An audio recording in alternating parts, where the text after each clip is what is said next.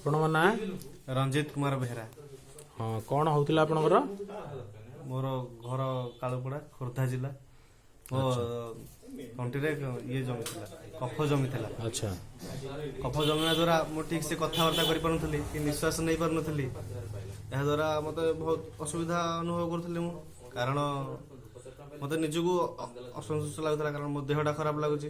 ସେଥିପାଇଁ ମୋର ଏକ ଭାଇ ଶକ୍ତି ଭାଇ, ତାଙ୍କଠାରୁ ମୁଁ ନେଇକି ଅଲ୍ଟୋସ୍ର ହେଲ୍ଥ କପ୍ ସିରପ୍ ଖାଇଲି। ଏହାଦ୍ୱାରା ମୋତେ ନିଜକୁ କମ୍ଫର୍ଟେବୁଲ୍ ଲାଗୁଛି ଏବଂ ମୋର କାଶ ଦ୍ୱାରା ସବୁ କଫ ଗୁଡ଼ାକ ବାହାରକୁ ବାହାରି ଯାଇଛି ଏବଂ ଏହାକୁ ମୁଁ ଆଗକୁ କଣ୍ଟିନ୍ୟୁ କରିବି ବୋଲି ଭାବିଛି। କେତେ ଦିନ ହେଲା କଫ ହଉଥିଲା? 7-8 ମାସର କଫ। ଆଚ୍ଛା, ଆଗରୁ କ'ଣ ମେଡିସିନ ନଉଥିଲେ? ଆଜ୍ଞା, ମୁଁ ଆଗରୁ ଏଲୋପାଥିକ ହୋମିଓପାଥିକ ବହୁତ କିଛି ଖାଇଅଛି, କିନ୍ତୁ ସେଥିରେ ମୁଁ ସକ୍ସେସଫୁଲ ହେଇପାରି ନାହିଁ।